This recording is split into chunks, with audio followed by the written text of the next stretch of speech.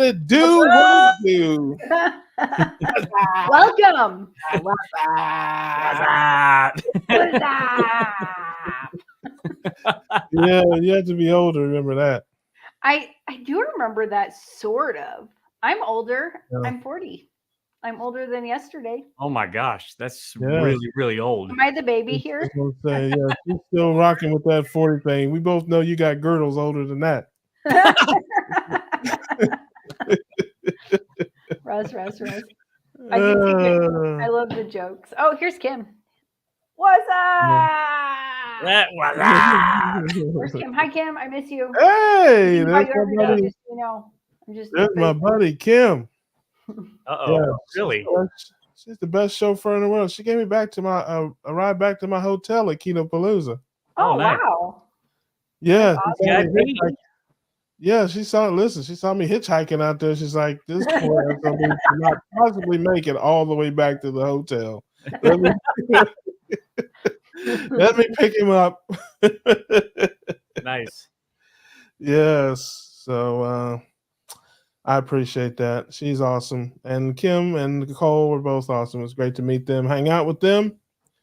But first things first, don't we have a health check of some sort that we need to make? Did you guys have a heart attack this week? I didn't have a heart attack. Who's had a heart attack? No heart attack. No heart attack. I think No heart Rick, attacks. I think we have a guest later who has frequent heart attacks, so we'll ask him about that. Yeah, it's that thin air up on the moon. I don't know if he's still in the show. I don't know if he's still in the spaceship or not, but yeah, we're gonna find out Yeah. what he's doing. This is my man Rick. Yep. Nope, I'm healthy as far as I know. So I think Rick's had one heart attack so far. Is that what he said? Yeah, yeah. Just one. All right. just one in 40 Well, years. 1 in 40 Yeah. years. That's not bad. If any of you low carb ladies or keto cuties are out there and you have any heart palpitations or anything, that's normal. That's normal. When when Big Daddy's on the show, I understand it. Right. It'll go away in a little bit. Don't worry about it. Just My heart palpitations are from drinking too much coffee. yeah. You didn't have like one peanut or anything like you did like. Oh, okay. Well, since we're going there, Yeah, I need to do a check with everybody in the chat, and you can answer it. So my daughter had this thing. It's called a cocada, and it was like this big, and it's basically coconut and panela. Panela is unprocessed brown sugar, basically. So it was like a cookie sort of smushy sort of thing. And my husband and my son and my daughter shared it, and I took a bite like this big. So, and I felt extremely tired afterwards. It was this big. What? Listen, this stuff is in your mind. I'm telling you. It's like, you know. Okay, but it's this just is like- not what I care about. This is not what I care about. Yeah. So I had a cappuccino with whole milk in it. What's worse, the coffee or the whole milk? Let me know in the chat. There you go. Well, from a carb standpoint, the milk, obviously, I mean, that's got a lot of carbs in it. It's a lot of carbs Yeah, in it. that's true. But you do this stupid thing every. And listen, I don't believe you. You're gonna be in the liar category with Adam here before this is all over. You know, it's like, oh, I had one drop of Kool-Aid and I got the high. I don't drink the Kool-Aid. It's like, you know, oh, I had one green pea and I got leprosy. I'm like, you know, it's like you do this every week. It's like, oh, I had one grain of rice and I felt like I had Ebola. I'm like, but I ate a whole can of jalapenos and I was totally fine. yeah, so it's guys, like I don't. just a heads don't up. understand this. I'm going to be in the United States for the first time for the first Thanksgiving in approximately 8 years. Whoa. I'm going to cheat. I'm sorry, because my sister's cooking. How's your kids? Uh-oh. Hey, listen, there's no cheating. There's no cheating. Oh, I'm going to be living life and eating Thanksgiving That's dinner. right. You're going to be living your life. Listen. This is my philosophy on this. Not that anybody cares, but Not that we haven't heard it before. Hey, listen. I know you don't care, Adam. I don't listen, Kettle Corn. You're probably still on a Canadian high. You know, you've been out there. You know, you're probably feeling all strong like a lumberjack and everything. You're probably all still jacked up. Yeah, buddy. But it's like, man, listen, I don't understand. It's like I'm gonna live my life. I have all the knowledge and all the information. I know, to me, it's about minimizing and managing your carbs, not totally eliminating them. Just don't think it's realistic in this world to eliminate all your carbs. You just minimize and manage, pick your spots, but you're gonna have some. And to me, cheating it just has too much of a negative connotation. It's like it's something to beat yourself up for or something to be mad at yourself about. That's kind of the reason why. If this is a lifelong thing and this is your lifestyle and you're living your life, yeah, you have a little this, a little of that. I don't think it's cheating. I think it's just living your life. So that's why I say that. Yep. I agree with you. Mostly. Yeah, I agree with mostly also. But I'm so excited. I'm a natural born cheater. If you ain't cheating, you ain't cheating. That's so for most people, cheating is a negative word. If you're cheating on a test or cheating on your wife it's just a negative word to me. And I don't cheat because it's not a diet. This is not a temporary or transitional thing for me. This is my life. What I'm doing today, I plan to do tomorrow, the next day, and the rest of my life. So, that's just one crazy guy in Florida's opinion. And I'm going to be cheating in Florida. I'm just joking. I'm going to be living life in Florida. Yeah, man. Live your life. Live a little bit, man. Don't torture yourself. I think last time I had Thanksgiving, I cooked a Christmas dinner here that was like Thanksgiving, and it just wasn't the same. Christmas here sucks. It's not the same. They just want to drink and dance all night. It's not like Christmas movies with your hot chocolate, wrapping the last presents, Christmas Eve. No, it's just partying all. No. Yeah, drinking and dancing is a lot more fun. Sounds like to me. Yeah. I mean, just saying. Yeah. Especially if there's some dancing girls. Right. All those girls are dancing all night long. We're not allowed to talk about dancing girls on the show. Adam has banned that. It's on the list of things. It's like 178 things we can't talk about. And that's what. So, hey, Adam, what about you? Carb check. Yes, it's time for the carb check. You guys lose. I can already tell you. You're all losers. Let's see. I did good while we were in Canada, had 0 carbs whatsoever. And last night, I was kind of in the dumps about something last night. So I said, to heck with it. I decided I'm going to have some pizza. So I had pizza and a couple breadsticks. So now, mind you, everyone that's watching, I am strict carnivore, 0 carbs. I am at my goal weight, and I knew that this was going to cause pain and inflammation as soon as I ate it. Yeah. But it was a really rough day to deal with yesterday, so it was pizza and breadsticks for me. So I don't know but I just want you to, okay, ladies and gentlemen, I just want you to think about what you just heard. I am strict carnivore. I am not, except for the whole pizza that I smashed and the breadsticks. And then the breadsticks were made of meat. Just own it, man. It was a meat lover's pizza. There you go. Okay, but here's but here's the $1 million question. Where was it from? And did you eat like all the crust around it too, or just like up to the crust?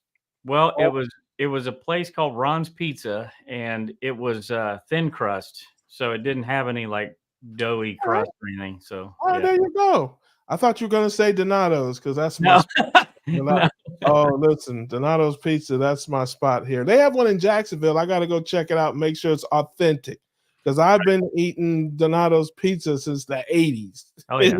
So it's like I know if it's authentic or not. Yeah. Yeah. Well, you might have me beat there, Lacey, this week. Man, I thought I was a shoe-in. I'm sure miss 1 grain of rice, 1 green bean down there.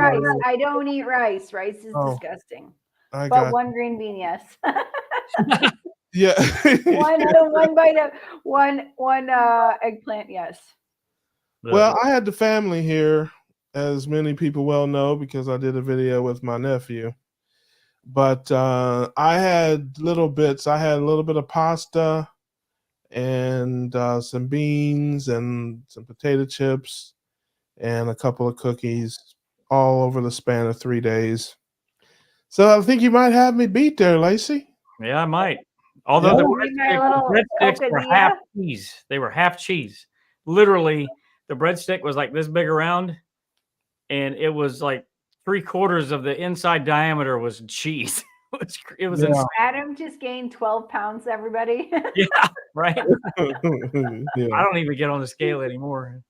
Yeah, no, you're doing great, brother. You're doing great. And no, I didn't feel bad. People always ask, "Don't you feel bad when you?" No, I don't. If I feel bad because I didn't have more cookies, I didn't have more. Do you think you mean like mentally feel bad? Like I did something bad? Because I never feel like I mentally am like doing something bad. But no, like people's like, "Oh, I ache or I have this or that," but I never did before. So it's like I never had any aches or pains before I started this life. So I don't know. If you had a bunch of aches and pains and then you start the life and they go away, then you speak that old stuff, then you have, but I never had any of that. Although the only thing I will say that I do know is if I eat too much of it, like day after day, like I was Thursday, Friday, Saturday, I will start to retain water and I'll feel like a little bloated and that kind of stuff. So I guess you could say that. But other than that, like any aches or pains or anything like that, nah. So, yeah, you win, Lacey. I'm going to go ahead and concede. I'm just going to throw up the white flag. Right. You win this week. You win this week with the pizza and the breadsticks. Well played, my man. Well played. So I went almost 2 weeks without any carbs. Yeah. So, That's long enough. Last night was I lost my carnivore card, so I guess I got to turn it in. And listen, I don't even know what the rules are. One day we're gonna have that conversation. We'll maybe put it out to the audience. How many carbs a week can you eat and still consider yourself a carnivore? Right. If I have one salad with a steak one day in a week, am I still a carnivore? So if you go to Dr. Kiltz's website, he defines like animals in the wild. If they eat 70% of their diet is meat, they're called hypercarnivores. 70% or more of their diet. There you go. I'm a hypercarnivore. There's like some weird word for human beings that are carnivores because we do it on purpose. Yeah. And I don't remember the word, but it doesn't say. But it's just interesting that that's the exact definition: 70% of your diet or more on that website. Well, I hate. And I mean hate the animal references. I think they're the most ridiculous things. If a lion had Costco, okay, it'd be a whole different program. If I set up a dozen chocolate cakes out in the jungle, he'd smash them. I guarantee he would. And if he had a Costco in the jungle, he'd be in the bakery just like me. Okay, he'd probably end up having the runs too, like everybody. Yeah, yes. Now you're probably right about that, but I promise you, that lion or that cheetah is only as carnivore as his options. Okay, so it's like you lock me in a cage and throw a steak into me. Yeah, I'd be a carnivore too, but I have a Costco card and a Costco membership, and it just doesn't work like that. Well, maybe hey, you can fund. Maybe like a little miniature zoo and try that out. Hey, listen, I don't need to open a miniature zoo. All I gotta do is figure out how to smuggle a chocolate cake in our local zoo. That's all I got. If you see me on TV and you escort me out of the zoo somewhere, you'll know exactly what I was trying to do. Right. Like, I know we dragging me out, and I'm like, it was for me. It was for me. So some of you know that I'm visiting the U.S. because I keep saying that. But look, I bought a bunch of meat sticks for the plane flight, so I don't spend $20 on a bag of Doritos on the plane flight. So here you go. Yeah. Hey, Alia. Yeah. You better check with customs because if you bring meat products in, usually they won't let you. No, we're gonna eat these on the flight. Oh, gotcha. Yeah, before we get to the U.S. and I have to declare anything. Okay. Yeah. There you go. Hey, I'm just gonna tell you one thing. Yeah. Whatever you do not ask anybody, do you want a piece of my meat stick? Don't ask me how I know. Okay. I won't. Don't do that. Don't do that. So yeah, That's good. you go. All right. Whoa. Doorbell. Yes, our doorbell is back. Uh-oh. Yeah, our dysfunctional doorbell is Hey, how you doing, Chris? How's it going, everyone? I'm doing pretty good. How's everyone doing? Awesome. Great. Chris Martin. What's going on, buddy? How you doing, man? I'm pretty good. I just wondered, I've never had to declare my meat. I just thought that was pretty Yeah. Hey, listen, pretty be interesting. careful. Listen, the TSA's got censor- new rules now.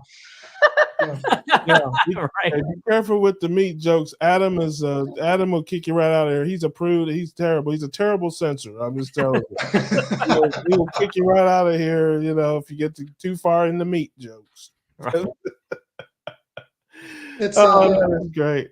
Yeah, Chris Martin, Coldplay in the house. I Yeah, was waiting for it.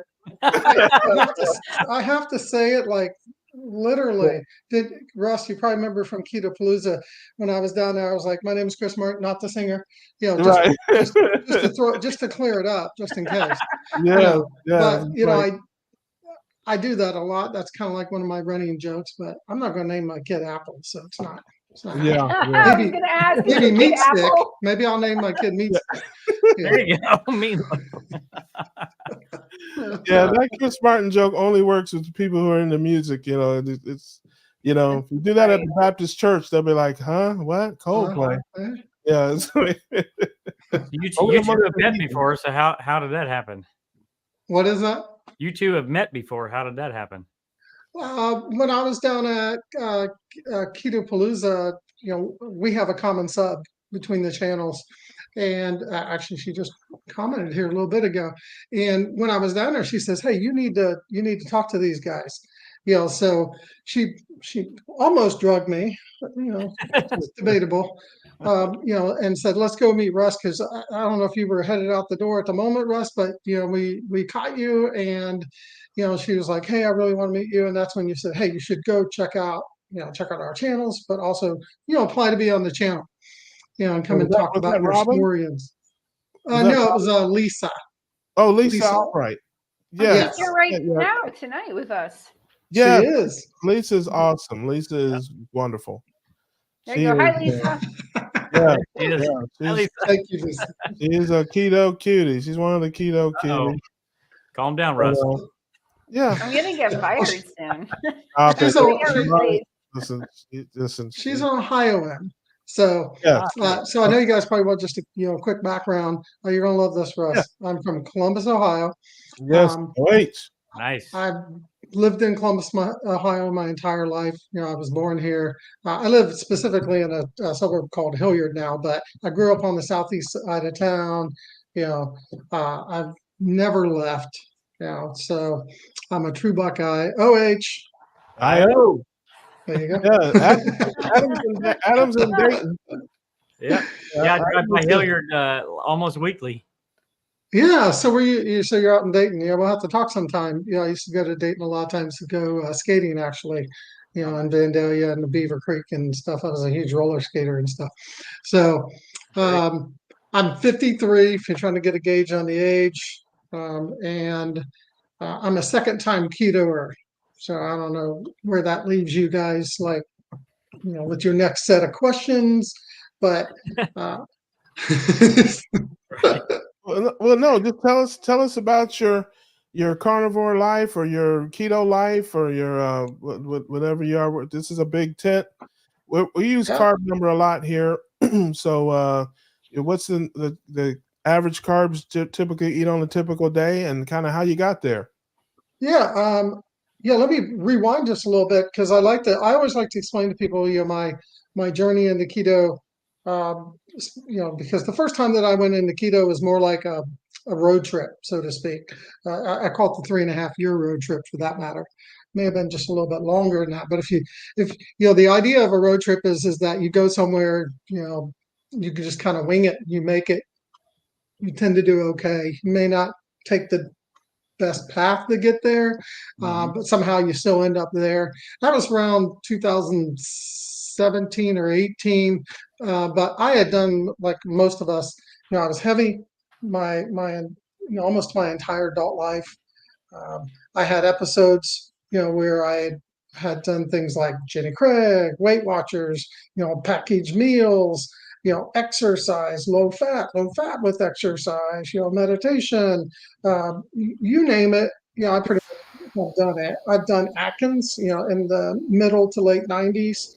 I remember going over to my best friend's house and his parents were like, yeah. And I was like, why aren't you eating the buns? And they're like, oh, we're doing this thing, where you just don't eat any carbs. You're like, you eat real low carbs. And I was like, oh, that's fascinating. So at some point I tried it and I was like, well, this really works well. So I did have some success with that, but ultimately kind of fell back off. And, for the next, decade and a half, roller coaster until I hit that like 2017, 18 mark. And I was working on a contract with one of my buddies, and this guy is like, not someone you would look to and say, when they say I'm doing keto and go, why? Because I mean, it looks like, how thin you are, Adam. You look good. You guys all look good. Don't we all look good? Don't you could tell the skin, you could tell the, the energy. So, but I asked my buddy Eric, I said, why are you doing keto? You're in shape and all that. And he goes, man, I have these migraines. I have, stiff joints. I have brain fog, and there's probably a list of other things I just don't remember, back then. And he said, by me doing a specified carbohydrate diet, which is probably, just a clever way of telling someone you're doing keto or carnivore or something along those lines, he got great benefit from it. So, and we would do lunches a lot together. So I just like, I'm going to try this. So that's when the first video I watched as far as a keto video or anything down that path was Dr. Berry's Counting Calories Are Stupid. It was just a very fascinating, thing to hear from a medical doctor. You're just like, I can't believe they're saying this. And then when you start, going down that road, but nonetheless, my journey kind of, I'll go back on carbs. So I cut back on carbs. And then, for a while that worked good. And sometime in probably 2019, oh, and let me give you context. I was about 240, before that. And my heaviest was like 260 at one point, but I was at 240 seemed to be my set point for that decade. And then I, like I said, started to lose weight and stuff, but it was kind of like an up and down on keto. And I was getting a lot of mixed messages, because I was watching one of your other videos where someone said you kind of get sucked into the keto snacks, or you get sucked into these dirty types of things that give you the illusion that you're doing keto, but you're really not necessarily doing keto. So you can obviously tell right away I'm more of a keto guy than I am a carnivore guy. Although I walked away from Keto Palooza going, wow, I'm extremely fascinated, with carnivore. And actually, I'll talk here maybe in a little bit, just to tell you guys I'm leaning towards trying, a good month of carnivore to see how that goes. Because I think any of us on that spectrum, like we're all in this together. We're we have absolutely, but just to help you take a breath there. I know I like to talk a lot. Yeah, you're all right, brother. I'm not singing. Hey, we're all you're in the family, brother. You're in good hands here. I think it's important, something that you said, and I try to say it every broadcast, and I try to say it as much as I can. Our way of life, ketogenic living, wherever you're at, whether your carb number is 0 or 50 or whatever, ketogenic living is about so much more than weight loss. Mm-hmm. We are pigeonholed as a weight loss program. If you talk to anybody about keto, ketogenic anything, low carb anything, immediately, oh, well, I don't really need to lose weight. Yeah, but you're type 2 diabetic and you're on blood pressure medication and you got all these other problems, you're not metabolically healthy. And we know about dementia and Alzheimer's and infertility and all the things that ketogenic living is helping people with. I mean, it's so important for us as I think, it's just my opinion, as we spread this message, to let people know it's not just about weight loss. It's about total health and wellness, with weight loss, of course, being a big part of that. But Mhm. yeah, there's so much more, especially the neurological things. And that we know that when your body's in ketosis, your brain works so much differently. Your heart works differently. Again, total health and wellness. So I think it's important, that, and I think it's interesting that you came into the knowledge, I guess, of this life through somebody who really didn't have a lot of weight to lose, but was doing it for another reason. Yeah, I'm so glad you said that. I mean, the whole type 3 diabetes thing that they discussed. I, for me, when I heard my buddy Eric say that, I knew that it was, way more than just the weight loss. Although, selfishly, I'm like, I want to get this part off because that's the part that obviously weighs you down the most. But, Sure. one of, throughout my journeys, both of them, the number of things that it changed, some tangible, some intangible, unmeasurable, whatever. It's just like I'm wearing mediums now.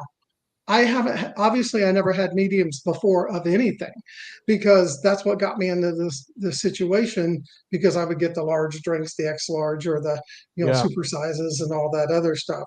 Um, so but at some point, and I'll just kind of jump back on it because of where I'm at right now. But in 2019, I found Dr. Boz, and then kind of followed some of those other folks as well. But I really dedicated during that particular part of the journey. I was even in with Dr.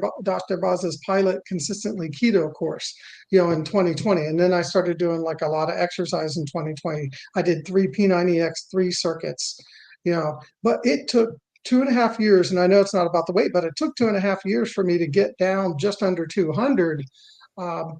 But this time when I went into it with a completely different mindset, but with still the forgiveness of, I'm not going to get on myself if I go above my carbs that I said I was going to try to do today. I'm not going to get on myself if I'm accidental, like something just maybe sabotages you. So my second time in was the planned vacation version. It wasn't the road trip. It was I sat out in 2022 and said, I'm gonna do this. I'm gonna set some accountability for myself. The accountability actually came through the channel, not because I was, doing it like to get into becoming a big YouTube channel. It was mainly for me to put myself out there and report every day. So I spent better part of 4 or 5 months, learning to do editing and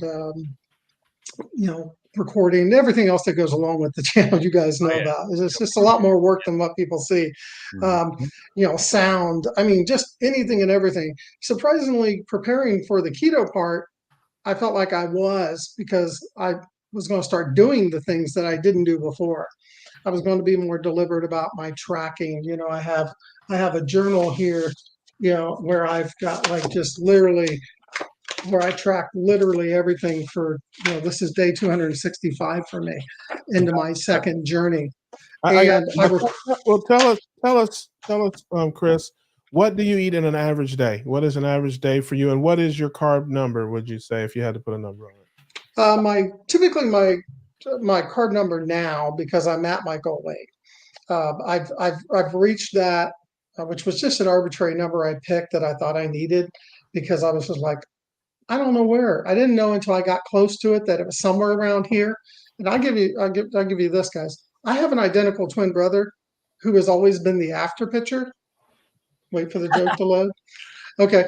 I used to say I'm the before pitcher, he's the after pitcher. He was always like down around 150, 155. And I looked at him and I was just like, I don't see myself being that thin. So I ended up getting down to like 160 just as a marker. But, I hover between 163 to 168. And what I found is once I got to that journey, I started increasing my carbs and my intake up. So now that I'm out of that weight loss portion of my journey, I'm closer to, probably 25 to 35 carbs a day on average. And what does that consist of? Where do you get that from? Vegetables, fruit, condiments, all the above? Yeah, I typically do most of it comes from, what I would say vegetables. I typically am a salad and a cucumber, Brussels sprout type of person, but I'll augment to make sure my fats kind of stay higher than normal. With some pepperoni, but I eat a lot of meat. I definitely eat a lot of meat, but nuts tend to be definitely a go-to. Specifically, pecans are one of my favorite. Pecans, deep fried pecans, actually are really good. If you've never had them, there's a place in Canton, Ohio that sells them. It's fantastic. That might be the only deep fried thing I've never had. You should try it. I literally walked. My wife brought it out. She says, "Oh, here's the candy shop. Here's these are the nuts." And I'm like, I took a bite and I was like, "Nope, I'm going inside." I walked inside and went right up to the guy and I was like, "My wife said that there's no sugar in this." He goes, "Nope." He goes, "You see that fryer right there? We just dump a bag in, fry them in oil. It was peanut oil. I did ask that." And he says, and then we salt them when they come out, and that's it. And I'm like, wow, they taste like candy crack. I mean, they were just like literally the best thing you've ever had. So typically that's what I eat in a day. You'll see me augment with pecans, a little bit of peanuts, because and I measure those things. The other things I can be close at, but those things I measure because those are the things that can get out of hand. Yeah. Oh, I love that. Yeah, I bounce between 10 and 15, mostly condiments, little bits of vegetables, but a lot of salsa, guacamole, tomato sauce, things like that. That's really where I get most of mine. So we're not too far apart. Well, we'll wrap up here. Tell everybody about your channel, where they can find you, and what they can expect when they come to your channel. All right, my channel is at Keto with Me Now. What they can expect is I have an entire diary series where I documented. I got up every morning at 3:20, recorded a video, published a video. I listed my B-roll has like literally everything I ate down to the gram. It also has recommended videos by other content creators out there. So I call that the long. You need to sleep. Watch that series because it's a long one. And there's literally my entire 28 weeks on the weight loss journey.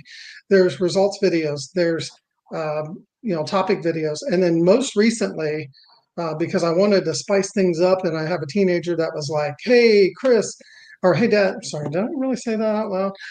Hey, Dad. Hey, Dad. I think you should do skip-based stuff. So if you go out and check out my channel, you're going to see this really crazy me in a wig, wearing lipstick, and talking about a keto recipe. And I've got like several more of those planned, as well as another skit-based video. And I want to answer one thing that John on the screen here is asking me about. I was just about to say that. You beat me to the punch there, bro. I was just going to say quickly we got about 30 seconds there. All right. I've done, just to give you an idea, I've done 12 72-hour fasts, 12 48-hour fasts, and I'm pretty much an OMAD guy almost on any given day. But that's what John's referring to, is that I did find success. I don't fast those long fasts much anymore now that I'm down here and I'm exercising a lot. I mean, I'm doing 6 days a week, P90X3. So, but I really appreciate you guys having me on the channel. Are you kidding me, man? Out there. Pleasure meeting you, Chris. Absolutely. It was wonderful to meet you. We certainly wish you the best. We'll definitely see you again. And we want everybody to go out, check out his channel and support him. He's officially a friend of the show now. And and again, all the best. And I don't fast. Fasting is just a fancy word for starving yourself. And so I don't do any of that. I slow. Though everybody's fasting, I'm slowing. It's hard to do when you're at weight, or when you're down at this level. I did find that closer I got, the harder it got. Yeah, it's more deliberate. You got to It's hard to do at this weight too, brother. I can tell you that. So, but anyway, man, thank you so much. Thank you so much for coming, Sharon. I'm glad I met you, and look forward to seeing you in the future. Hit us one time with "We Grilling, Baby." We grilling, baby. Thank you. I love it. I love it, man. Thanks, Chris. Thank you. Oh man, yeah, Chris is all right. Yeah, I met so many cool people at Keto Palooza, and it's a somebody asked me during another stream. It's like, oh, it's just a bunch of keto people, and I'm carnivore. And no, it's a big mix of people. There's lots of carnivore people there, lots of keto, everything in between. It's just a bunch of people who are concerned about keeping their carbs low and the proteins and fats high at all different scales. So don't think you're going to be in there with a bunch of people eating, a bunch of crazy stuff. It's really not like that at all. That's Really awesome. isn't. So, we got Uh-oh. somebody else, man. This cookout is popping. Oh, JT. Hey, what's up, guys? Where is security when you need them? Right? Yeah. What's going on, brother? Good to see you, man. What's going on, guys? You guys are all looking good. You're all smiling, having fun. I like it. This is, man. Come on, man. You're lying already. You ain't even been here 2 minutes, man, and you telling lies already. Last time I saw you, you were not in a good place, man. You had a little incident at the house. Yeah. And you was talking about felonies that you may or may not commit. So I still got the sewer grate in the back, man. Anybody wants to go down there, I'll happily put them down there. Not a problem. For those who don't know, why don't you just give a quick rundown of that night and the impromptu live stream? I had 3 guys that were trying to break in my front door, so I did the dumb thing, and I went out the side door and locked the side door, locked my family in there, and I went around the front to talk to the fellas and see, they wanted my attention, so I said, "What's up?" And they ran like a bunch of gazelles, and I chased them down Main Street, and then they all hopped in 3 different cars. The first 2 cars took off. I jumped in front of the third one, but which was another dumb thing. But I couldn't identify that guy because he was literally the farthest guy away. Like I could have identified the first 2 guys, but the third guy was man, was he fast? Holy shit! So, but otherwise, I basically I let him go. I couldn't identify him, and I wasn't going to really pin it on someone if I really couldn't identify him. So it is what it is, man. But we changing up things around here. Things are a little different around the house, but I'm still doing mostly everything the same. Otherwise, I ain't gonna let nobody like control how I live or nothing. Right. Yeah, and he was kind of in down spirits there, but he did a live stream and got on and got a bunch of folks, and it was nice to have support from the community. Yeah, we were in there clowning, and it was on that night that we found out that Anna will give you that work. Anna's got them hands, brother. She will put hands and feet on you. She's used to my energy, man. She can bang with the best, man. I tell you. So. Yeah, man. It's like you want to come around there and get punched on. You mess with Anna if you want to, man. That's she's a secret weapon, man. You get through the door. You little do you know. Yeah, we ain't married for no reason, so. Yeah, man. I love that. Very similar energy. That is awesome, man. So what's new in the life of JT and the Poco Moonshine family since the last time you were here? Not much. I'm just basically getting ready. I was making plans with my mother to watch my son for the Chicago meetup. So that's going to be a lot of fun. Get to meet you guys and see everybody. And it'd be a nice let my grandma or my mom have some grandma time with my son, and then me and my wife can actually have some couples time, which would be very nice. Nice. And I haven't been to Chicago in a while, so I'm looking forward to it. Awesome. Yeah. I can't wait to meet Anna. Every time I go, don't piss her off. You get them hands, but whatever you do. Right. But I every time I go to Chicago, I get the deep dish pizza. I don't know how that'll work if I roll in. I used to get the pizza puffs. Throw me out of there. I used to get pizza puffs, man. They're like deep fried calzones. What? Yeah, yeah. It's just like a pizza that you roll over and then deep fry, and oh my gosh, it was too good. Did you guys know that I was the fattest always in my life when I lived in Chicago? That doesn't surprise me. In Chicago. All them hot dogs. But you know that, like, if you go to Giordano's, the pizza is like 10% crust and 90% cheese. So it's like, it's kind of carnivore. Yeah, you eat it with a shovel. You know? Right. So Make sure really, you can use the bathroom the next day with all that cheese. I was gonna say it's really probably a misdemeanor eating a deep dish pizza from Giordano's. Really on the scale. Are you going out to eat with us afterwards, JT? I don't know. We'll see about that. I might just have to go home and get back in time for my my mother. So Okay. we'll see. We'll see how it goes. All right. Yeah, I wish I could be there with you guys, but I heard Dr. Hampton's going to be there, and I can't. Yeah, I'm gonna give him some crap about being a Bears fan, so that's to be expected. Yeah, man. I'm a Packers fan in spirit. I just don't watch football. Well, there was one stipulation that Dr. Hampton had. He said, "I'll come as long as you ban Russ Mistral from this event." Exactly. Yeah, because I got a restraining order filed against him. That's why he told you that. Russ, there's flights for like $50 from Florida to Chicago. Please fly. Just do one day. I would not be seen in public with any of you people. What is wrong with you? This internet is close enough. I could point to you. I can, all that stuff, man. Grab you, Russ. Listen, I was in Dayton for 3 days, and I did not go within 6 miles of the Lacey estate. Yep. Okay, we have an internet relationship. That is it, man.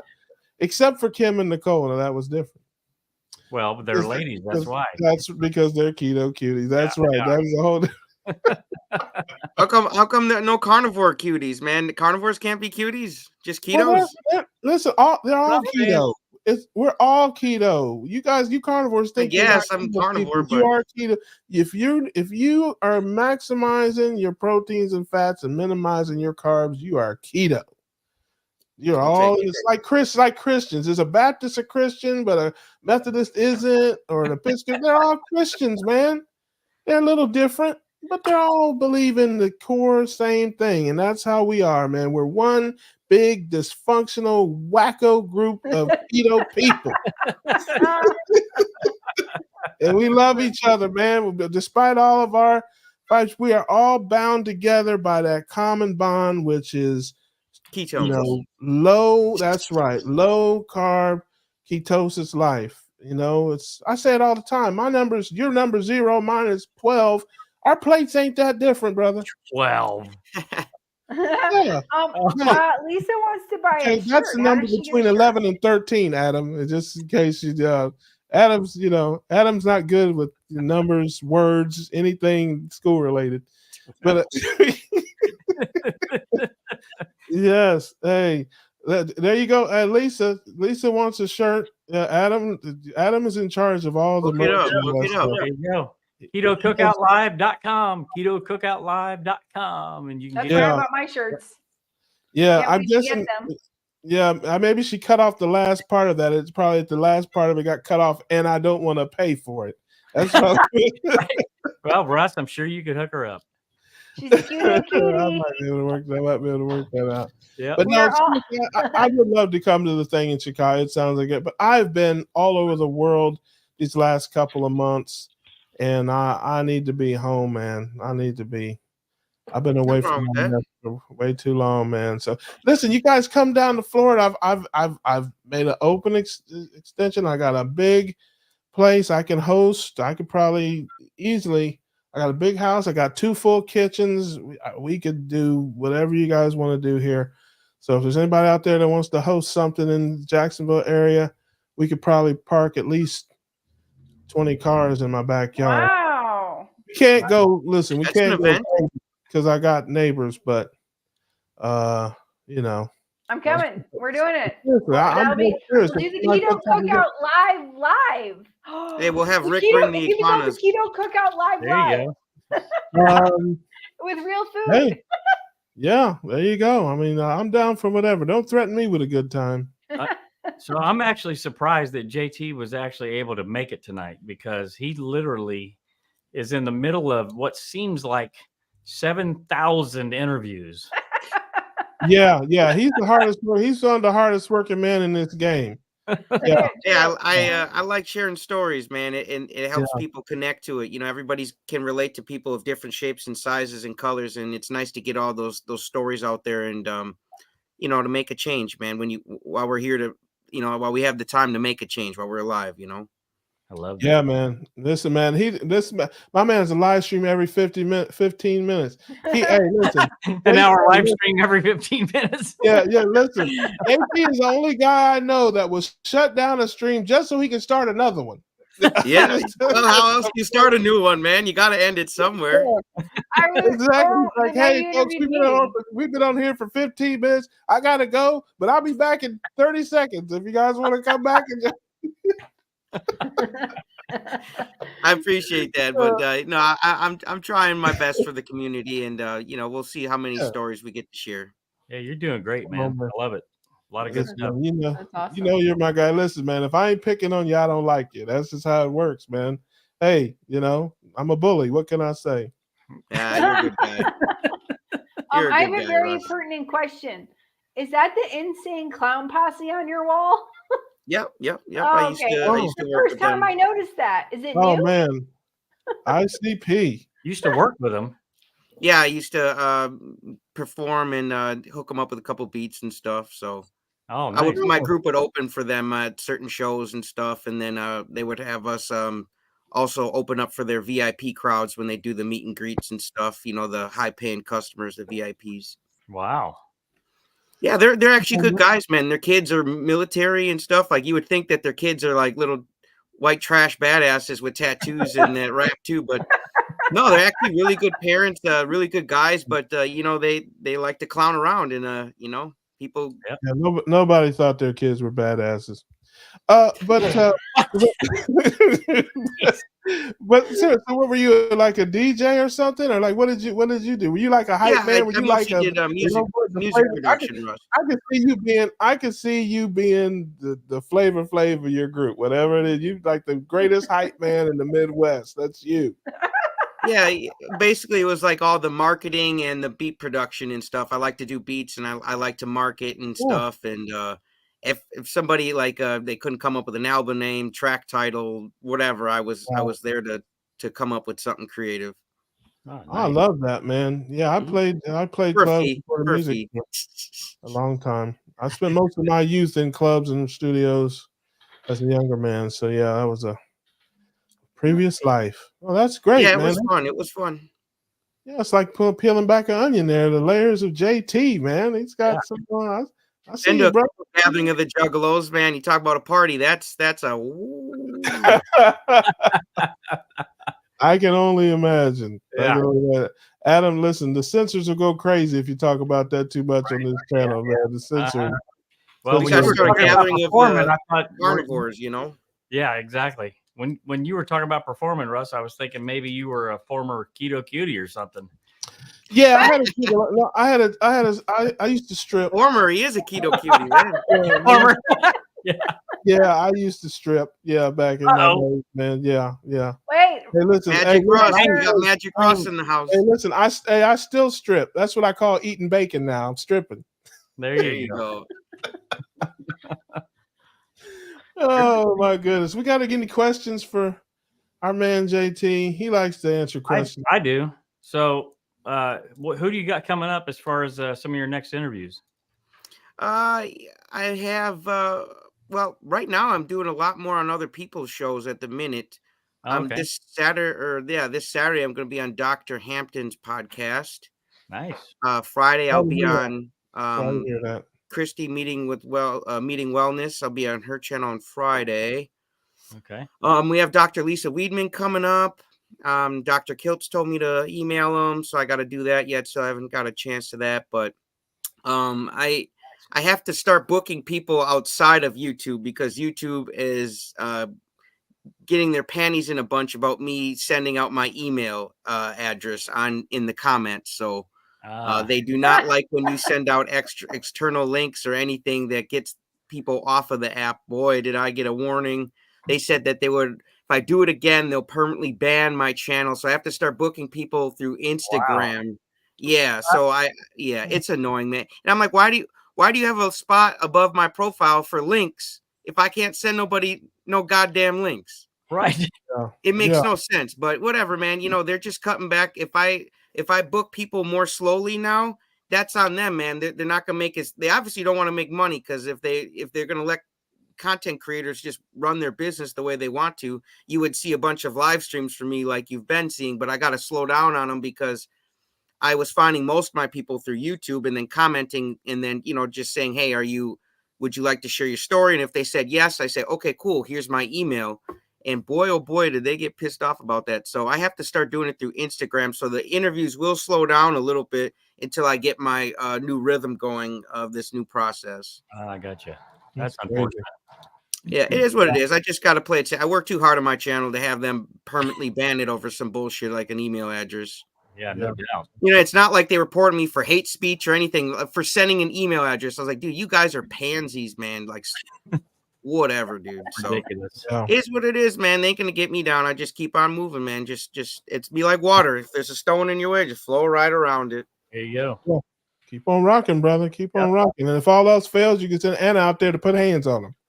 Yeah. Whoever owns YouTube, we'll put hands on them. Yeah.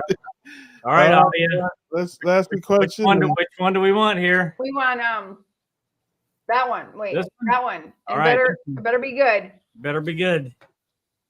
Okay, here, JT, we got one for you. Random Chat GPT question. Oh, this ought to be good. The computer. What's the computer got to say? If you were stranded on a deserted island and could only have one book, one movie, and one food item, what would they be? The book would be Think and Grow Rich by Napoleon Hill. You said one movie? Yep. Movie would be The Predator, Arnold Schwarzenegger, the first one. I absolutely love. That's my favorite movie of all time. And food item would be a ribeye. I gotta have the ribeye, dude. Gotta. I love it. I love those answers, but why do you need a book about getting rich if you're stranded on an island? It's my book. Hey, you asked me. That's what I answered. Okay, I'm just curious. Don't judge him. Don't judge him. Yeah. Oh man. Dreams. He's got big dreams on that island. Hey, if I think hard enough, I might be able to work a way off the island. So that's true. That's true. Exactly. Yeah. Who wants a book about how to build shelter when you can have a book about getting rich? Right. Yeah, exactly. Well, I mean, when he said that, I was thinking I'd have Harry Potter. So I think maybe the Get Rich book is probably more useful.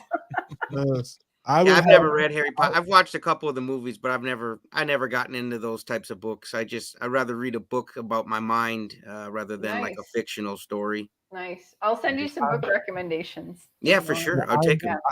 I would have the Bible. Amen. Yeah, that's probably my favorite book. Harry Potter. Wow. Yeah, that's right. That's right. Well, listen, JT, my man.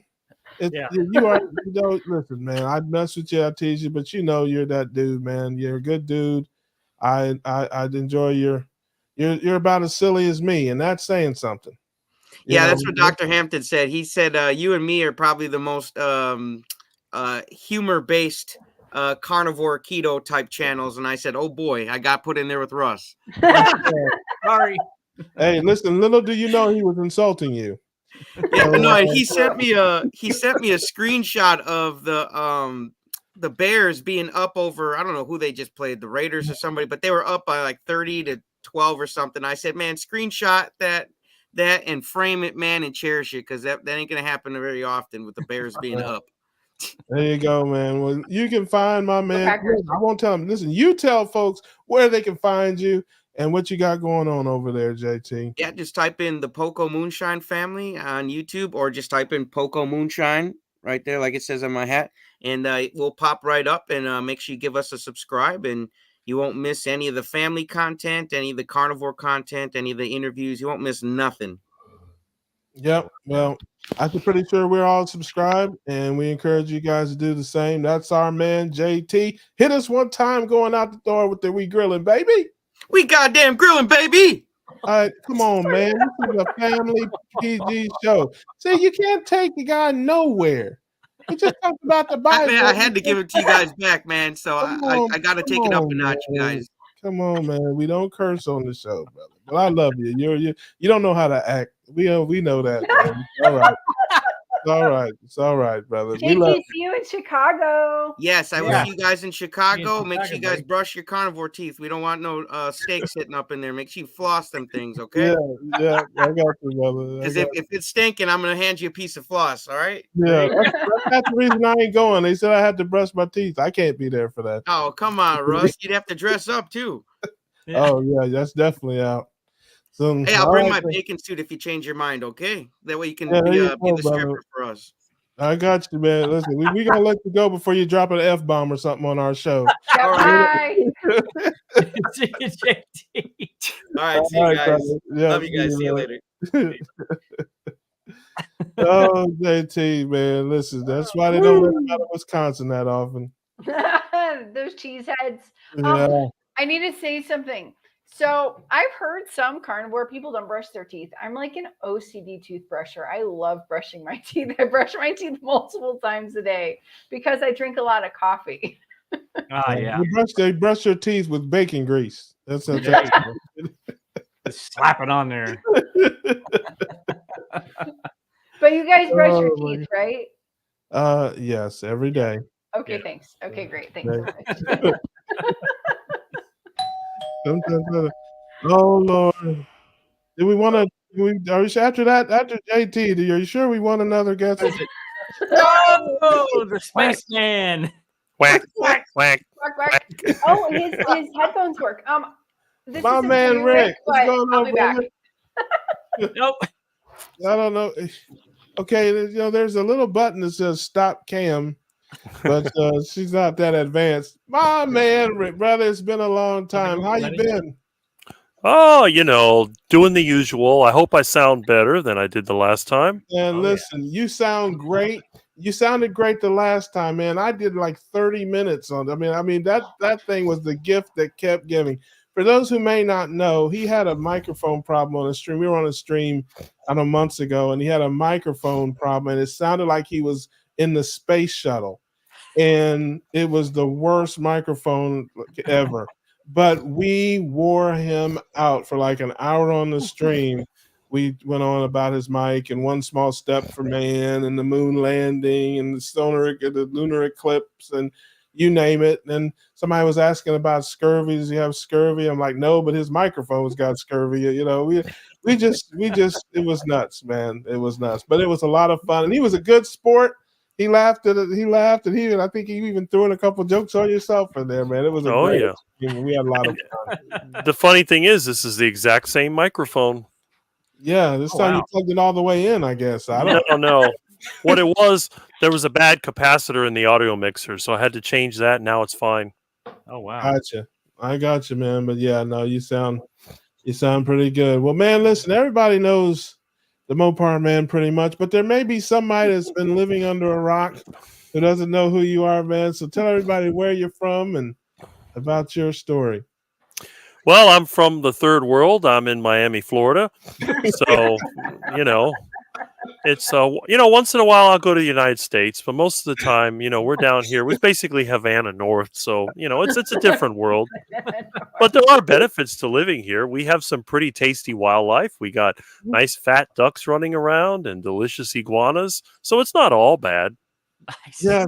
Are you now? Do you really? Okay, listen. Okay. There's nobody here, but you and me.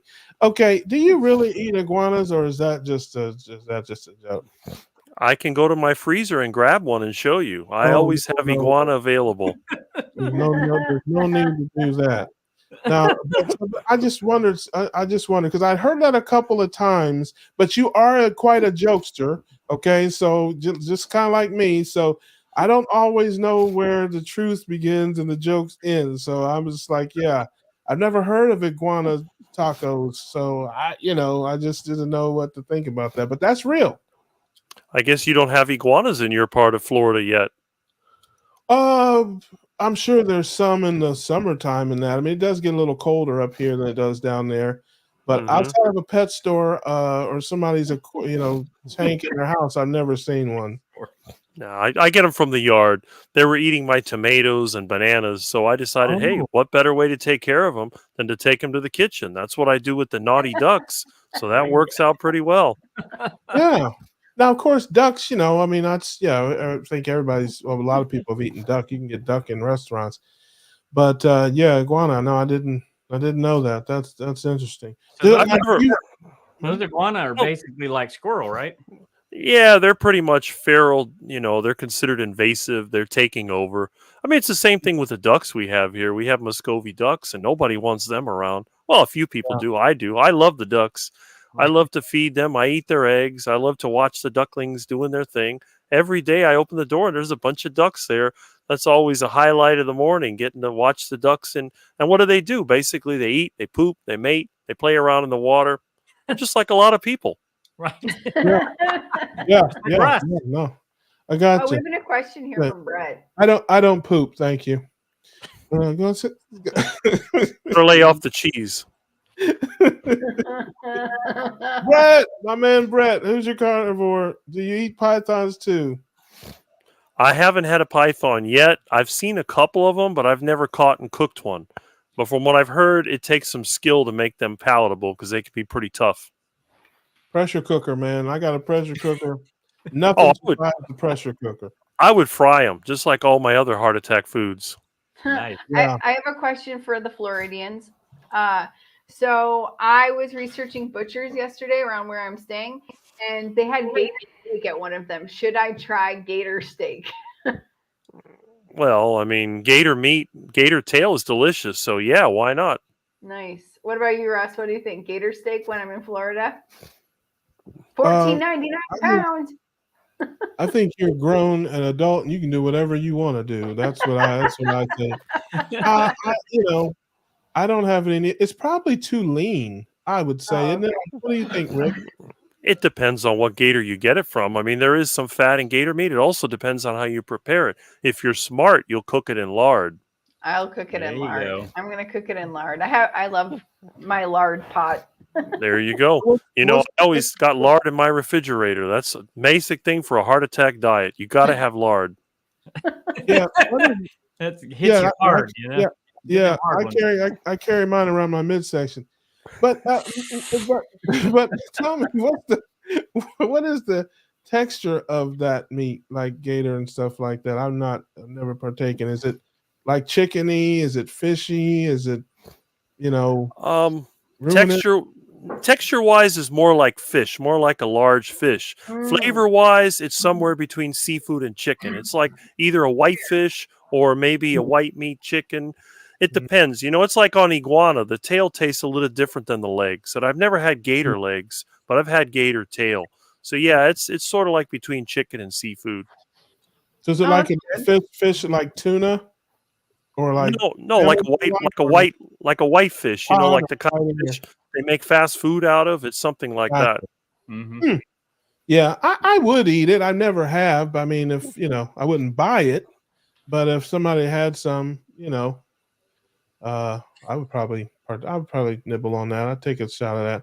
I'm not very adventurous when it comes to the diet. I keep it, pretty much between the lines there. I don't do too much stuff there.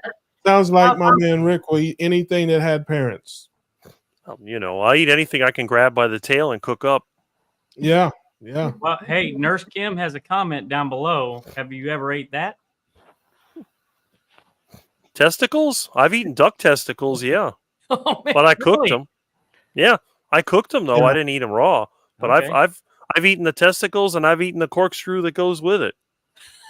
Yeah. Listen, Nurse Kim is about 35% pervert. So I'm just telling you right now, she's probably fishing for a joke on that one. Is she called a carnivore? But no, I have a question. Yeah, Rick, yeah. did you brush your teeth? I'm not falling for the bait, Kim. I'm not doing it. Not doing it. But no, Rick has to answer the question. Do you brush your teeth? Of course I do. I make my own toothpaste. I use baking soda and lard. There you go. Right. Okay. I just want to debunk I thought he was going thing I've heard. Yeah. I brush after every meal. There you Great. go. I'm all for that. Even though my teeth are messed up, that happened before I started the carnivore diet. There you go. Right. They're cracked, from fights as a kid. They're crooked. That's all before the carnivore diet. Yeah. So tell everybody how long you've been eating that way, and because I think it's pretty amazing, and how you got started eating that way. Well, I started in 1983, and I did it because I wanted to get a heart attack. I was sick and tired of being so small and so skinny and weak. It was extremely embarrassing. The girls were bigger than me in junior high. And I thought, you know what? I don't want to be around. I don't want to go to high school. Just want to get sick. Maybe I get in the hospital or something. I wouldn't have to go to school. I didn't want to drop out of school. I figured, hey, if I had a heart attack, I can't go to school. So, what's wrong with that? What's the best way to get a heart attack? Eat as much fatty meat as you can get in your mouth, and use lard, and don't use that margarine. Use real butter. Do whatever it takes. And since I already like that stuff, it was easy for me. It was fun. Yeah. Plus, I got I broke my arm falling through the roof, and then I was stuck at the house by myself. Had to cook for myself. I didn't know how to. Stupid recipe book. I looked at that. I said, "This is like a chemistry set. I'm not going to bother with that. I could just throw some meat on the stove and cook it up." It was so easy. So what's the point? That's how it started. Yeah, I love that. See, that's commitment, Ollie. He's not, the guy didn't have like one piece of steak or one. Yeah, my man went all in. That's what you call commitment. I love that. See, for 40 years. One grain of rice or one green bean. See, that's not how you do it, man. If you're gonna do it, you go all the way. I love that, man. I love that. So tell us about like the changes in your life when you started it, kind of what came about of it. Well, at first, not a whole lot. The only thing that I got out of it is I felt better. I didn't feel as anxious as I used to. And when I did have to go to high school, I had a different attitude. The kids started picking on me. It didn't bother me anymore. I said, they look stupid to me. It's like, why are you wasting your time? You got classes to take. You got girls to chase. Leave me alone. You already tortured me in elementary school and junior high. That's over with. And then eventually I started to grow, and I grew a lot. I mean, I went from being the shortest kid in 10th grade to the second tallest by the time I graduated high school. Wow. And in that period of time, not only did I get taller, but I got a lot stronger, and I got a lot more defensive. When the kids would bother me, I got mad one day, and I hit this kid so hard in his face, I knocked him to the floor, and he couldn't believe it. Once the word got around, I mean, I was in the office for a while, but I didn't get in trouble for it because I got picked on so much. I hit him good, just one whack, and he just went down, and nobody could believe it. So, by that time, they weren't bothering me. And after that, I never had a problem. I went through 11th and 12th grade, never got picked on, never had an issue. In fact, a lot of kids wouldn't even talk to me. They just let me be. They didn't mess with me. Wow. So there you have it, kids. If you're having trouble in school and you start the carnivore diet, you'll grow 6 inches and you'll be able to knock people out. Just the power of meat. It's amazing. It changed this man's life. He's a Golden Gloves. He went from an outcast to Golden Gloves. I think that's great. But again, going back to what we were talking about earlier, mental health. There's so much new, stuff coming out about, cholesterol and being good for your hormones and being good for your overall mental health. We had, folks on last week talking about anxiety and depression and things like that, and changing their diet and all that has helped them so much with their anxiety and depression and other mental issues. So that doesn't surprise me at all. And these are the things we got to let people know about. Because like I said before, it's always, just a way to lose weight. No, it's so much more than that. There's another thing that happened that I didn't expect is my grade point average went way up. I used to be sort of below average, and then I was pretty much straight A's, starting in 10th grade. Yeah, the teachers are scared of you, man. That's it. Right. But you're gonna knock him out. Around here. Yes, guys running around here with blood running down the side of his face. He's eating everything. And that parents knocking people out. Give him good grades. Get him up through here. The only thing that had me worried is that every year they would check us. They do like a physical at the beginning of the year. And I remember the 11th grade when they checked my blood pressure, it was really low. So, because my arms were so skinny, they said, well, we have to get a smaller cuff. And they got the one they use on the little kids, and it was still low. It was like 90/60. And they were concerned. They said, oh, that's way too low. It's, you might have a heart attack or something. I said, good. I hope I have one. They're like, what? Yeah. I want to have a heart attack. They looked at me like, okay, well, this guy's nuts. So, Oh man, I love that, man. I love that. Listen, that's the catch line. This man has been trying to have a heart attack or a stroke for 40 years. He cannot do it, ladies and gentlemen. He's done everything he can. He's eaten everything that had parents that you can think of, except humans. I'm gonna help you out there, Rick. He's, he's eating every kind of fatty meat. He takes large shooters. I mean, this guy is drinking lard juice with the lard milkshakes. He can't, it's bacon grease shooters. He cannot clog his arteries. He's doing everything he knows how to do. Yeah, don't forget all the raw liver. Yeah, well, no, we don't need to talk about that. We do need to talk about that. And the sardines. No, let's not talk about that. Okay, I prefer mine in mustard sauce, but yes, I remember I tell all the time, brothers don't eat organs. We play the organ, but we don't eat organs. That's just how we do it. When I was in 10th grade in the cafeteria and the kids used to bother me, I would eat sardines and I would eat raw liver, and they would get so disgusted. Nobody wanted to even get near me. A lot of times, they'd like to spit in your food or mess with you. And boy, when they saw that raw liver, they're like, oh, that's disgusting. It was fun, I tell you. Go to high school, Skid Row? I mean, I went to Southwest High School, down the street. It wasn't that far away. But you got to remember, it was the 80s and things were a little different. Yeah, that's different, all right. Yeah, no, that's crazy, man. But no, listen, I think it's awesome, man. So 40 years, and you don't listen, it's just us here.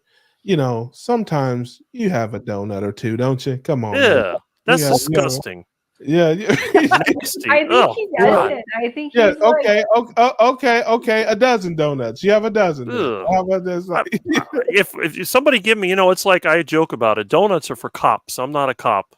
I've found donuts left over after a office party or whatever. You know what I do with the donuts whenever I got them? To the ducks. I give them to the ducks. Yeah. And I let the ducks. The ducks sometimes eat them. Some ducks are picky. They won't eat them. I just gave the ducks cheese balls today. I had never really seen these things. I was thinking about them nasty curly things they had when I was a kid, the Cheetos. I hated those horrible things.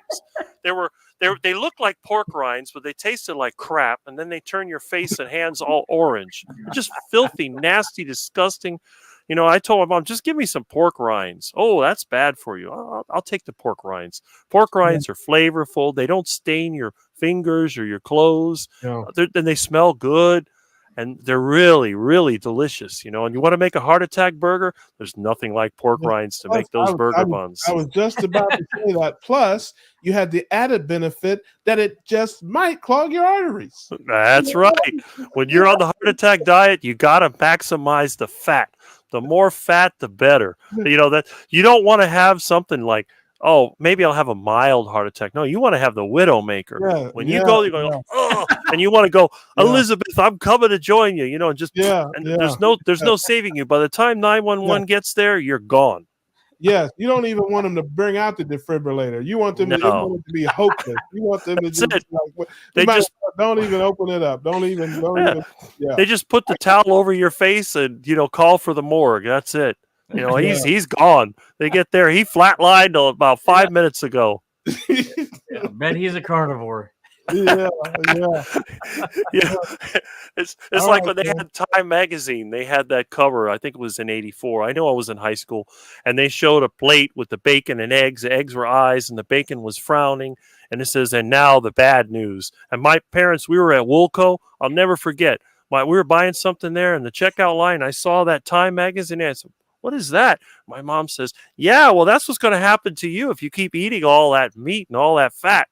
Like, okay, yeah, The only thing that made me worried is when they told me increase the risk of colon cancer. That's one of the reasons I tried a vegetarian diet. But of course, that failed. So I figured, oh, well, if I can get the heart attack first, then I don't have to worry about the colon cancer. Yeah. Okay, but listen, look. I have it on good authority that they have pictures of you in a compromising position with a head of lettuce. Hey, bring it on! Bring it on! Are there any? I want to see it. There's no truth to those rumors. There's no. Oh no! They don't have you. You weren't in a salacious affair with the broccoli, floret. Okay. Nope. The only thing you'll find me eating that's not animal based occasionally is heart attack fries.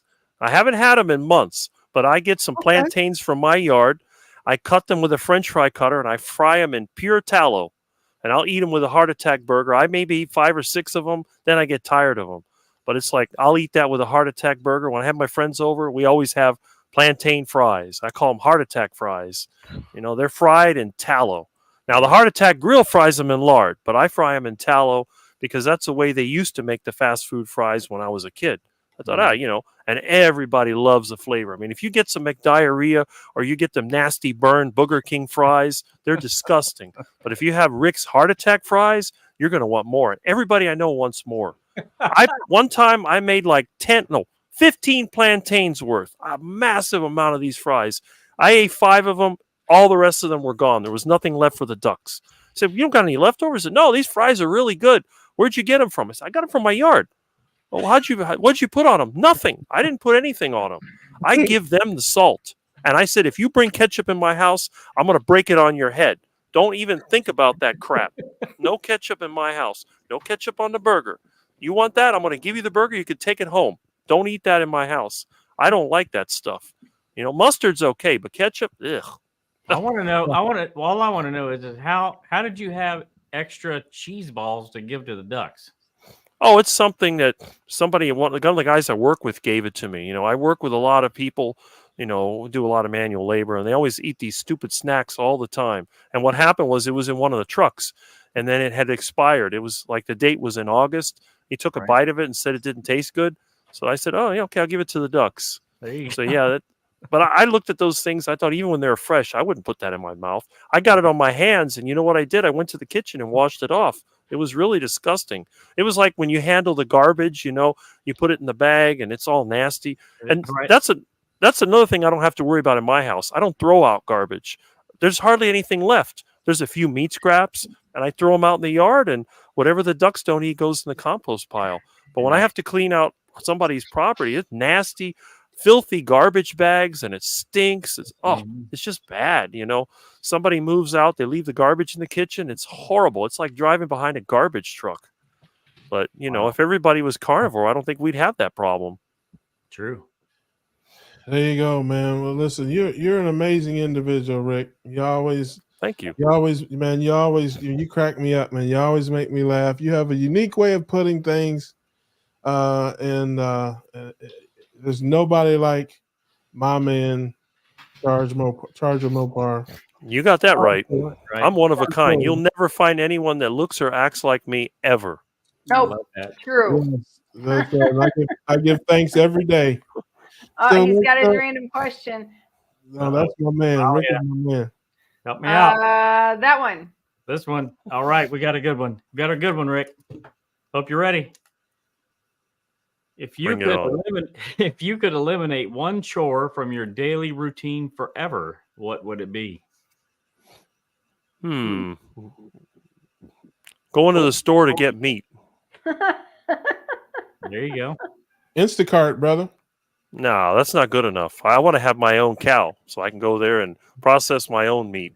I'll just buy the whole cow in a trailer, bring it to my pasture. It's like I do with the ducks, like November, I'll usually have a delicious duck dinner. So I've been out there trying to choose which duck is going to be my special dinner. And what I do, I catch him, I put him in his duck pen, I feed him a lot of fruit and a lot of, grain like rice or whatever to fatten him up, make him soft. Not like they usually are, tough, and then I'll feed him. And then when he's ready, I don't even have to kill him. I have a little automatic guillotine. And when he puts his head through there to eat, it's always there. All I do is take out the pin. And then after 2 or 3 times putting his head in, that's it. And then I hear a couple of noises, he's flapping around, whatever. I got the water boiling already. I just grab him by the tail and start put him in the water, pluck him, and that's it. I got him out. He's ready for the fryer. There you go. I get a Nice. bunch of There lard you on the go. fire. Oh, it's good. Nothing like fried duck. Big fat Muscovy duck. I'm getting excited thinking about it. You're our last guest, so you get a couple of questions here. Alia, help me out. Man, This one a good one. All right. I feel like we can only bring the show down from here. That's somehow. Oh God, here we go. So remember, these are Chat GPT questions, and I haven't read any of them. What's your weirdest phobia, and how did you discover it?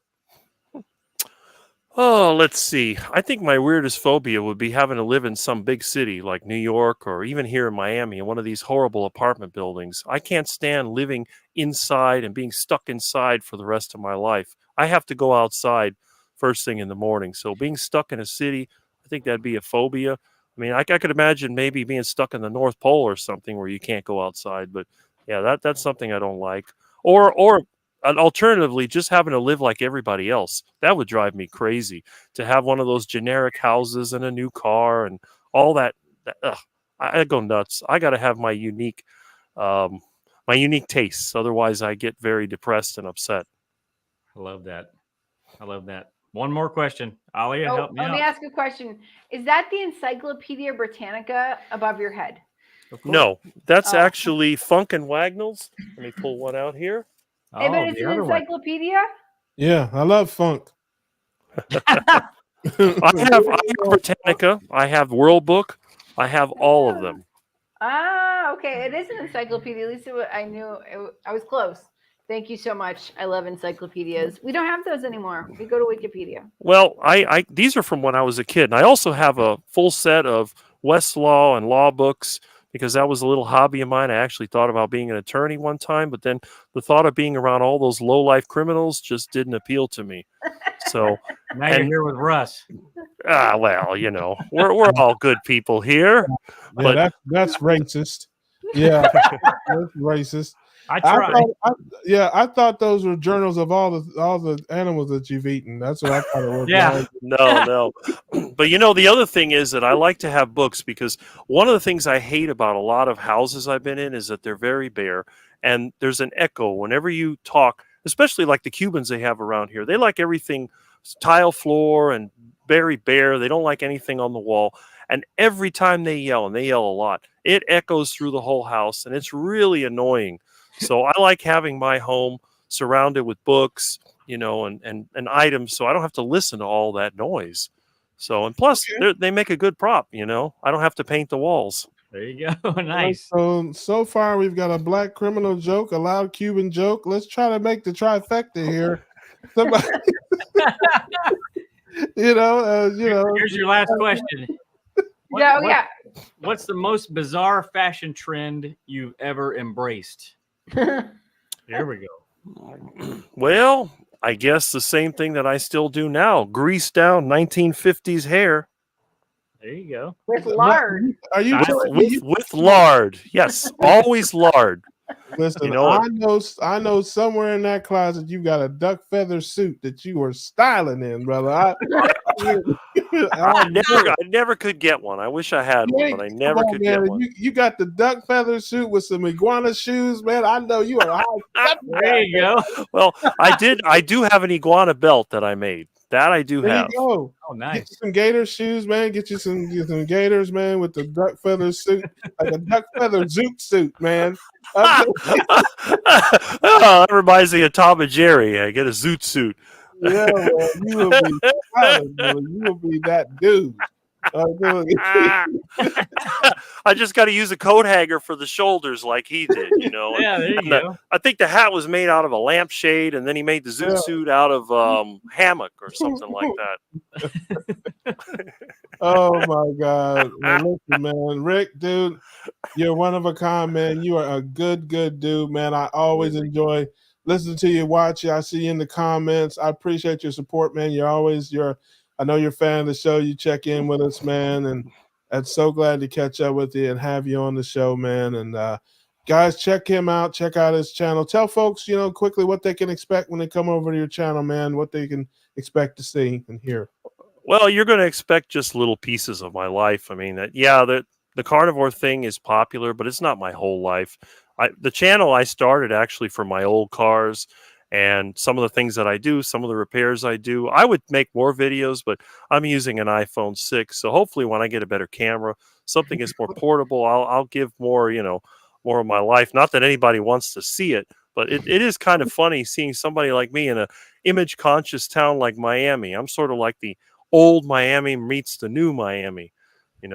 Everybody now is trying to pretend to be something they're not. And as for me, I don't care. If you don't like what I am, you don't have to look at me.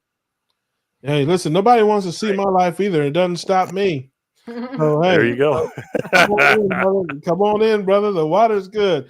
I got to get down there, man, one of these days and get some of that fried duck, though, brother. I got to. There you go. Or fried iguana, whatever's running around. I grab it by the tail and cook it up.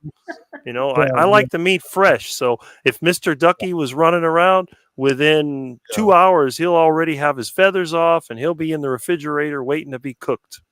Yeah, let's just start with the duck, brother. We'll take this thing just slowly. We'll graduate to the exotic animals, brother. We'll just we'll start with the duck. I don't know. You got to try. You got to try the iguana. You're gonna love iguana. No, I don't have to. I don't. Yum. Nope. Iguana is delicious, especially when it's fried. Oh, it's so good. Yeah. If you like fried chicken, you'll love iguana. There we go with the racist. Hey, don't racist. Have you seen my videos? You see my videos on heart attack chicken? I'm not racist. I love fried chicken. That's right. There you go. Ain't no fried chicken. Now, I don't want the collard greens, though. The collard greens are a no-no. Fried chicken, yes. Collard greens, no. Collard greens are nasty. Oh, they're disgusting. The only thing worse than collard greens is kale. Kale is absolutely sickening. How can anybody even eat that crap? The only way that you can eat it is by cooking it with ham and bacon for hours and hours and hours. Exactly. And throw away the collard greens and eat the bacon. Hey, I do that too. I never understood the whole appeal of collard greens. It's like people that eat Brussels sprouts. I mean, filthy, disgusting. It smells like poop. They're disgusting. I mean, Brussels sprouts are nasty. How can you eat that stuff? I'll tell you, this is how you eat Brussels sprouts. You fry it with bacon.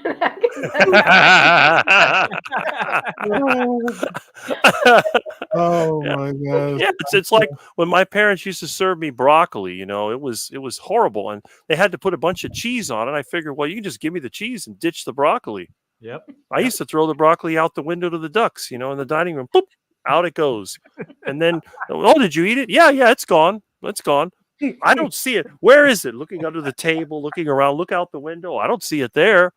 Until my mom one time went outside and saw the food flying out the window of the ducks eating it, and she figured it out. Oh, he's throwing it to the ducks. Like that oatmeal. That was the worst. Oatmeal was disgusting. Oh, that's like barf. Yeah, exactly. It's horrible. My mom used to put brown sugar in it. She thought it made it better. It made it worse. Yeah. I said, this is just terrible. I can't eat this crap. No, then they make me sweet barf. Oh, and then make me drink Ovaltine. That was horrible. I don't know if you've ever had Ovaltine. It's nasty.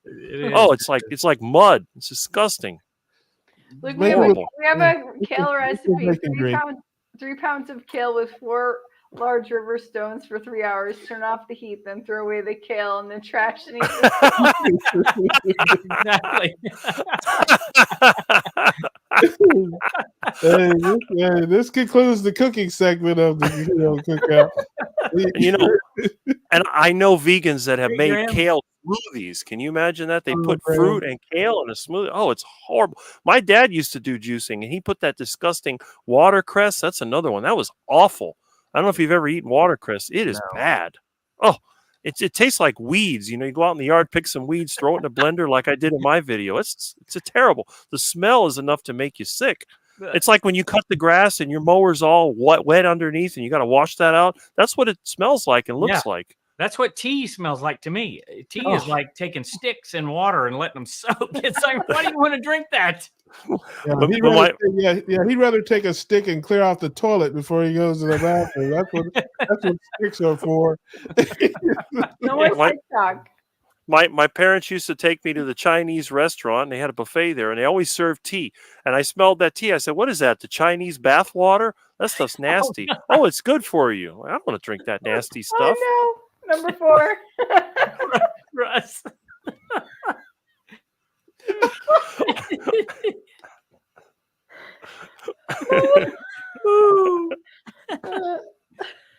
He turned his mic off. He's laughing so hard. Talk amongst yourselves.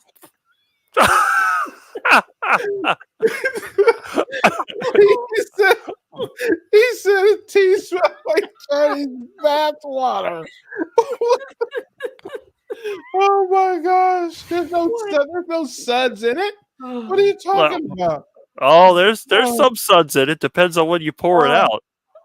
Oh my gosh, man! Listen, I can't. I mean, All right, Rick, it's been a pleasure. We gotta end it there. You always got to have the comedy hour part of the show. That's when you bring me in. Hey, listen, I understand, brother. Listen, you delivered. There's no doubt about that, man. You and Dave Mack brought the show to a halt. You guys are the two guys that literally brought the show down to a halt. Did you see? Did you see my interview with Dave Mack, where we're pretending she's what was it? Not Dave Mack. What's his vegan alter ego? Bellshine McNulty. Bellshine. There you go. Yeah, did you see that one? That was funny. Oh yeah. We did like a vegan parody. So I was interviewing Bellshine and telling about what I like to eat, and he had to turn off the video several times because he's laughing so much. You'll see the breaks in between. He was just cracking up too funny. If you don't if you don't have fun in this life, you're going to be frustrated and you'll never succeed. If it's always serious, I got to do this, I got to do that. I can't eat duck food because, I crave it and I can't have it. Well, you're not going to be happy. You got to say, hey, I'm going to have a big juicy steak and I'm going to eat what I want. And I'm not going to let these food peddlers convince me to eat a bunch of processed crap. I'm going to eat the real thing. If you want to go off the wagon, hit some natural fruit from your yard. Don't go to the store and buy a bunch of packaged crap. I mean, some of this stuff, it reads like a novel. If you like reading, just read the ingredients list on some of these snack foods. Listen, you speak for yourself. Little Debbie is one of my sidekicks. Little Debbie, that's little dumpster. That's nasty. I will little fight Debbie. you over little. That's my side chick. I will little diabetes. Little diabetes. Don't you talk about my girlfriend. I'm just telling you. Yeah, my mom and Mrs. Butterworth, Mrs. Butterworth. There's another one. I'm trying to remember what it is. It's not Little Debbie. There's another one my mom used to like. I can't remember. No, that's Hostess. Hey, we can't talk about hoes on the show. Adam does not like to talk about hoes. Well, the Ding Dongs, that's the same company, Hostess. Ding Dongs and Ho Hos, and what was the other one? Twinkies. Twinkies. Yeah, man. I just, and it's not even duck food. Why would anybody eat this garbage? I used to tell the people I work with, it's like, why would you waste your money on this? Just go to the store and buy a steak. You got a truck, put it on the engine, fire it up, drive around, get yourself a tasty steak. That's how I cook my steak. I'm not going to go to McDiarrhea and eat that crap. I'll just go to the Winn-Dixie, or, if I have to, I'll go to the horrible Publix. I hate that place. But Aldi, whatever, whoever's got a sale on meat, I'll buy some meat. I'll throw it on the engine. I'll have myself a lunch in 10 minutes and I'll be eating good. They'll be over there at the McDiarrhea sitting in the drive-thru waiting for a bunch of duck food that's barely edible. I mean, then washing it down with a nasty old soda. What's the point? These statements are the opinion of Rick Charger Mopar, and not the opinion of the Cookout or the Keto Cookout. And we're not giving out medical advice. If McDonald's is listening and they want to send some buy some free coupons, it's at Homesick Buckeye. Hey, I'll take a donation, but it's got to be a piece of meat. I don't care if it's an iguana or a steak. You send me the meat, I'll eat it. You can have the duck food. I'll give you all the duck food I find. That's what I normally do. When I get duck food, I ask the people I work with, you want any of this crap? And if they want to eat it, they want to eat the chips and all that, go ahead. But whatever they don't eat goes straight to my house to the ducks. There you go. You are the man. There you have it, ladies and gentlemen. Well, Rick, we appreciate you, brother. Thanks so much for coming by and hanging out with us, man. And we'll do some things, I'm sure, in the future. He's a good friend of the show. Yes. 40-year carnivore. There he is, ladies and gentlemen. It's up to you whether or not this has affected his mind or not. But yeah, don't use me as an example. You'll scare away all the new carnivores. All right, brother, man. Well, we appreciate you. Go check him out at Charger Mopar if you aren't already. And like, subscribe. And, brother, we appreciate you. He's part of the family. Absolutely. Bye, Rick. Bye. Got to hit us with it. Yeah. Oh, yeah. Hit us one time. Oh, yes. Okay, say it we're grilling? We're grilling? Oh, we're grilling, baby. Right. That's it. Thanks, Rick, man. All right. Appreciate you, brother. My God. That's our guy. Oh, man. That is Too our good. guy. Too good. He brought it. He brought it. Oh my God, my mascara is running because I'm laughing so hard and He crying. does not disappoint. That is our guy. Yep. All right. Well, what do you got coming up, Russ? Sleep in about enough. No, I'm just kidding. I've been out of sorts. I got to get back to it, man. I got to. I posted some videos lately that I had some stuff I had in the can, but like I said, I was gone for a week, and then I got back, and I had family right behind that, and so I got to get back in the swing, get my videos going. I'm gonna have a video coming out this week of some new kitchen appliances, some new toys I got. Cool. Then I'm gonna have some new cooking videos coming out. You guys love to watch me destroy perfectly good food. So, I give the people what they want. I became an Amazon affiliate, so nice. I have a bunch of stuff. All the stuff you see in my videos, you can click the link if you want to, if you find any of this stuff useful and that kind of stuff. I'll talk a little bit more about that in the video, but that's pretty much it. And just got to get back on the grind to get some more content to crank out for folks. Awesome. I love that. How about you, Alia? On Saturday morning, 6 a.m. Central, if all goes well, I will also be there. There's a live stream with some crazy, awesome UK carnivores. There you go. Me and Carrie. Hopefully my internet situation will resolve and I can do it on a layover. So we'll see. But Carrie will definitely be there. Interesting. And that's UK fundraiser?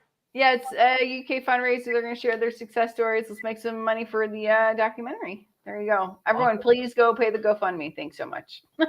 Right. Yeah, that's awesome. Yeah. Other than that, I need to make some more videos like Russ. There you go. I'm going to make some more videos. Yep. Same with me. I've got 2 interviews I need to get up. So I've just been super busy with the documentary and the film footage from that and getting things planned for the Chicago meetup. We're going to have marketing materials that we got to get ready and stuff for that. So eventually we may get to the point where we can actually hire somebody to do a little bit of that kind of stuff to offload that work so I can work on more content for my channel. I got a lot of cool ideas. I just don't have time to implement them. I'm waiting for Russ to come by and give me a hand and we can get things done. Yeah, hold your breath. He wants me dead. Pretty much. So we're looking for a replacement for Adam on the cookout. So we're taking applications. Right. Nobody can replace Adam Lacey. No, we realized that last week. Yes, thank you. How dare you? How dare you say we held it down? I don't know what, but you were in some type of ketosis euphoria if you thought we held it down. It was not held down. It was flapping like a flag in the wind. Well, man, I was confused after with having to deal with willow sticks and the like. It was very confusing. So Yeah. Crap it outside will do that to you. In a hole in the ground. Mess you up. Yeah. So you guys did a good job, considering, because there were some things that we didn't actually plan for, like background and some other things. Exactly. Yeah, I noticed that. I'm like, we don't have our background, and then we had all kind of stuff going on. But hey, we powered through it, and you guys came through in the end too. We were able to catch up with you guys, so I think it was a great show, and we just do the best we can here. Yep. So if anybody wants to be on the show, go to ketocookoutlive.com and you can apply to be on the show there and get on the list. And there's kind of a pecking order in terms of when you apply, as far as when we'll contact you. But go ahead and get registered to be on the show. And you don't have to have a YouTube channel or any kind of social media account or anything like that. As long as you have a computer with a microphone and a camera or a phone, you're good to go. Yeah, you don't even have to have lights, man. We've had people show up on the show in darkness. And all, you can live in your car, man. Becky, she lived in her car. So, hey, come one, come on. We're one big happy family. Yep. With that, I mean, I just want to say a huge thank you to everybody that visits us each and every week. All of our subscribers. Absolutely. Much love to everybody. We truly appreciate the love and support that you guys show in the comments. It helps us each and every week to keep things going and try to bring new guests to you every week and make things fun and light and have some entertainment for everybody that's a little different than everything else. And we truly appreciate you. Absolutely. Well, I could have said it better, but I won't. Right. Beautiful, Adam. Thank you so much. I couldn't have said it better. That's outstanding. He's absolutely right. We all feel the same way. We love bringing the show to you. We love making you laugh and smile. Hopefully you learn a little bit too, but laughing and smiling and is the reason we're here. Absolutely. Till next week. That's right. We grilling, baby. We're grilling, baby.